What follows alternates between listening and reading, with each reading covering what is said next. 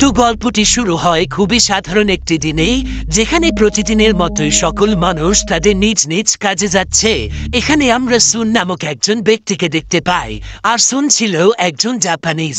সে তার গাড়িতে করে কোনো এক জায়গার উদ্দেশ্যে যাচ্ছিল, কিন্তু হঠাৎ করে সে কোনো কিছু দেখতে পাচ্ছিল না। তাই সে বাধ্য হয়ে তার গাড়ি রাস্তার মাঝখানেই থামিয়ে রাখে।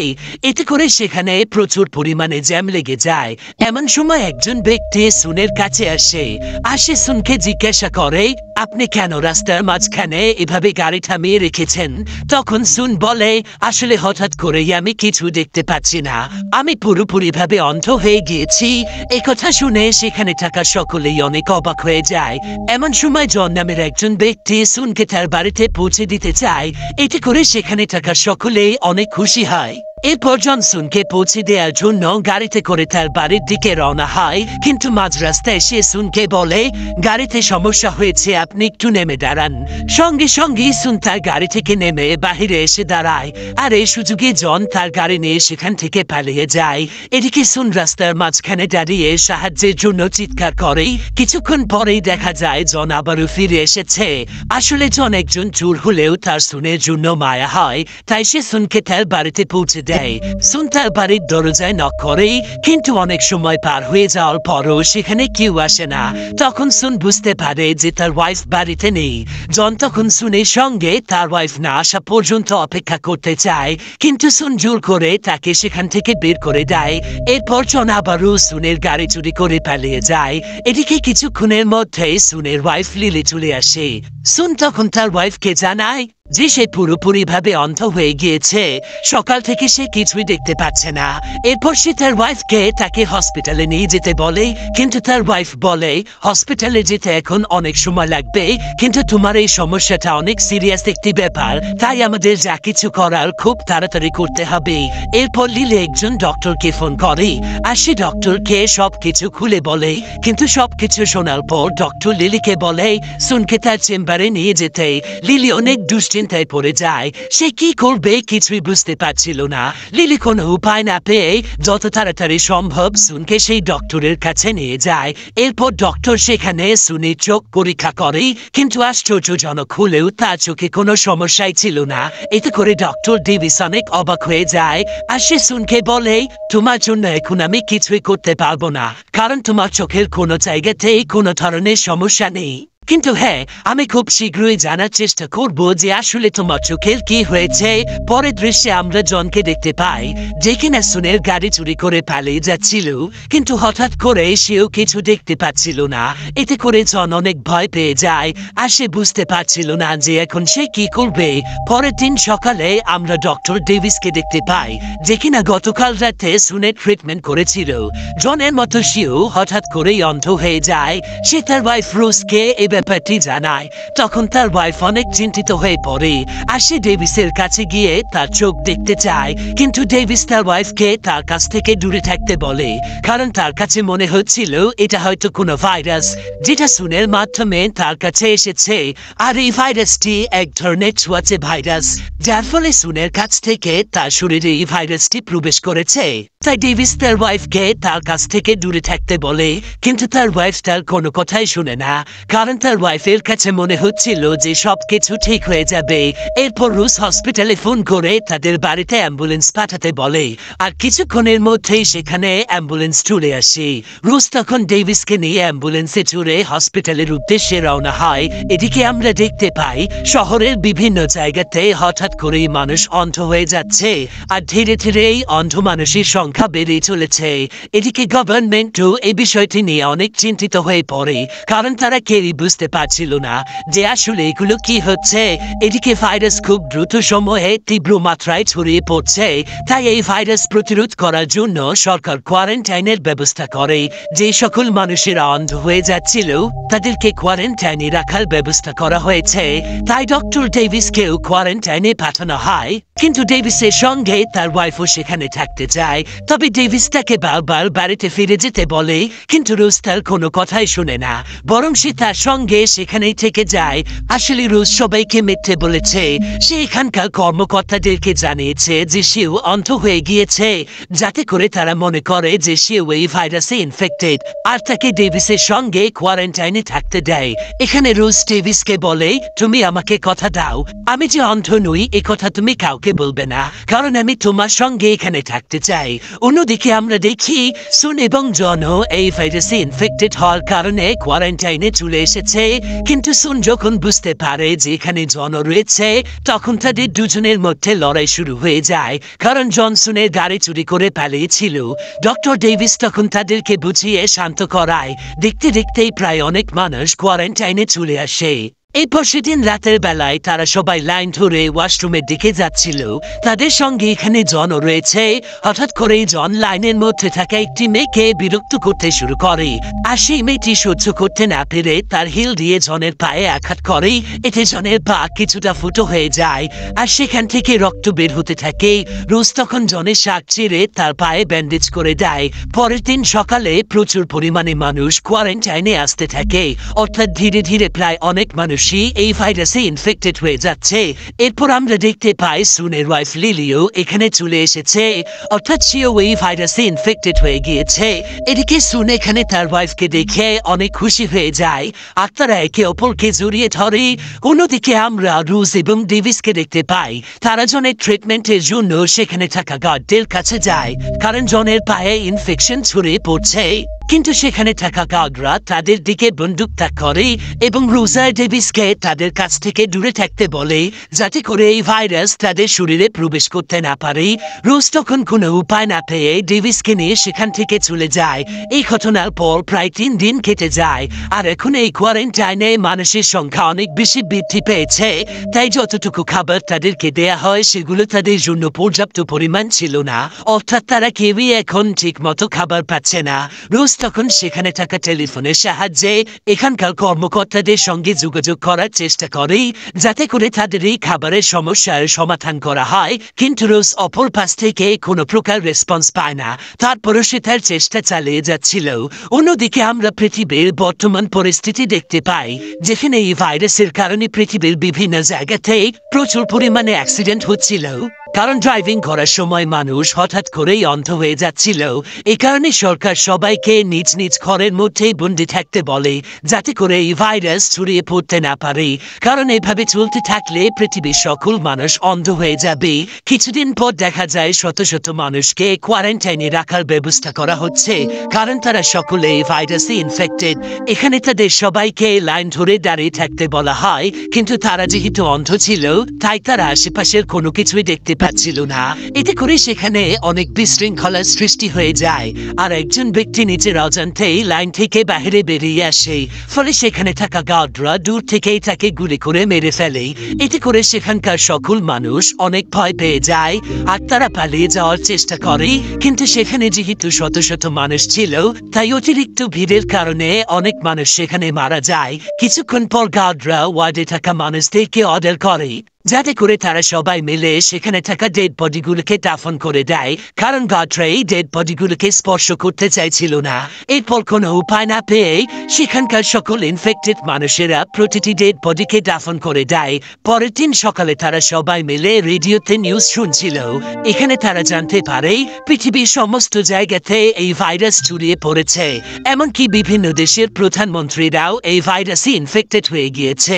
এই সমস্ত খবর শুনে তাদের সকলের মন খারাপ হয়ে যায়, তাই তারা তাদের মন ভালো করার জন্য রেডিওতে গান ছেড়ে দেয়। এখন যেহেতু প্রতিটি ওয়ার্ডে প্রচুর পরিমাণে মানুষ চলে এসেছে, তাই তারা কেউই পর্যাপ্ত পরিমাণে খাবার পাচ্ছিল না, এমনকি সেখানকার প্রতিটি জায়গায় প্রচুর পরিমাণে নোংরা হয়ে যাচ্ছিল। তাই ডেভিস এবং ব্রুস সিদ্ধান্ত নেয় যে তারা সবাই মিলে একটি টিম গঠন করবে, যাতে করে তারা সকলে নিয়ম শৃঙ্খলা মেনে সুন্দরভাবে দিন কাটাতে পারে, এমনকি তারা প্রত্যেকেই যেন সমপরিমাণ খাবার খেতে পারে। কিন্তু 3 নম্বর ওয়ার্ডের মানুষেরা সবচাইতে বেশি পরিমাণ খাবার খাচ্ছিল, তাই ডেভিস তাদের সঙ্গে এই ব্যাপারে কথা বলতে যায়। কিন্তু সেই ওয়ার্ডের সকলেই ডেভিসের সঙ্গে খুব খারাপ ব্যবহার করে। এখানে টম নামের একজন ব্যক্তি তাকে বলে, আমাদেরকে এই কথা বলার আপনি কে? ডেভিস বলে, আমি হলাম এখানকার টিম লিডার। টম তখন ডেভিসকে নিয়ে মজা করে আর বলে, আপনি এখানকার টিম লিডার হলে আমি এখানকার কিং। এই কথা বলেই সে তার ওয়ার্ডের মানুষদেরকে ডেড বডি খাওয়া খাওয়ার অনুমতি দেয়। আর সেখানকার মানুষ এতটাই ক্ষুধার্ত ছিল যে তারা ডেড বডি খেতেও প্রস্তুত ছিল। তাই তারা সবাই ডেভিসের সাপোর্ট না করে টমের সাপোর্ট করতে শুরু করে।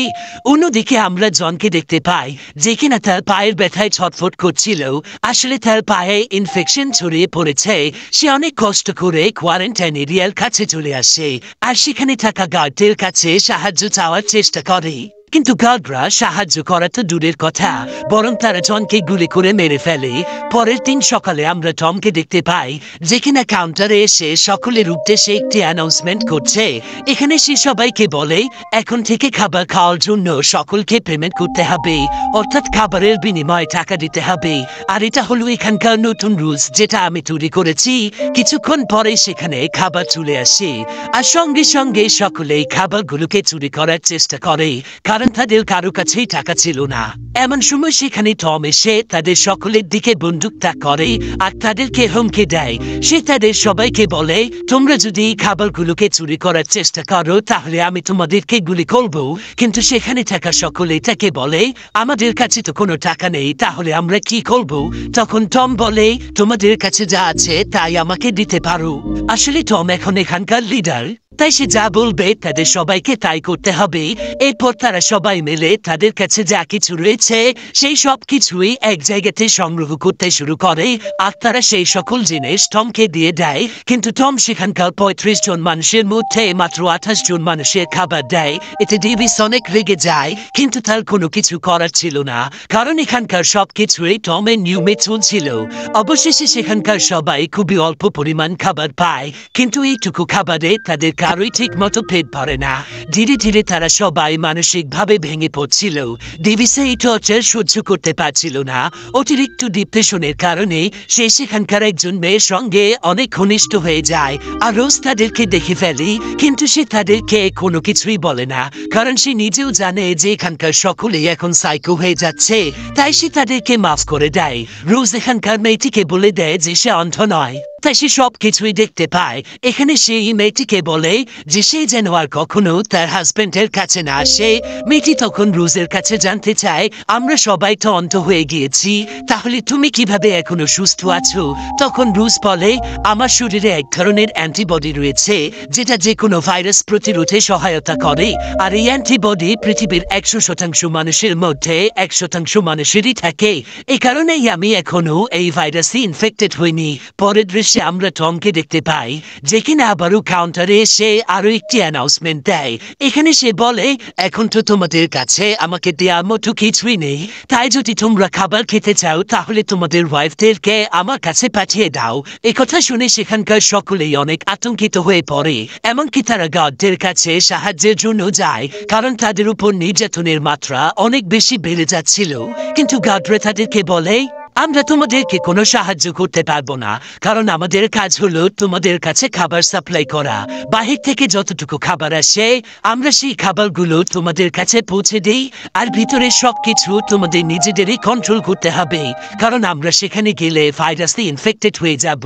এই কথা শুনে সেখানকার সকলেই অনেক দুশ্চিন্তায় পড়ে যায়। প্রথমে তো কোনো মেয়েই টমের কাছে যেতে রাজি হচ্ছিল না, তাই টম তাদেরকে বন্দুকের ভয় দেখিয়ে সকল খাবার নিজের কবজায় করে ফেলে। আর সে তাদের কাউকে কোনো প্রকার খাবার খেতে দেয় না। এতে করে সেখানে থাকা মানুষেরা ধীরে ধীরে না খেয়ে মারা যেতে থাকে। তাই তারা কি করবে কিছুই বুঝতে পারছিল না। অবশেষে সেখানকার সকল মহিলারা সিদ্ধান্ত নেয় যে তারা নিজে থেকে টমের কাছে যাবে, যাতে করে সবাই অল্প পরিমাণ খাবার খেয়ে হলেও বেঁচে থাকতে পারে। সুনের ওয়াইফ লিলিও তাদের সঙ্গে যাওয়ার সিদ্ধান্ত নেয়, কিন্তু সুন কিছুতেই লিলিকে সেখানে যেতে দিতে চায় না।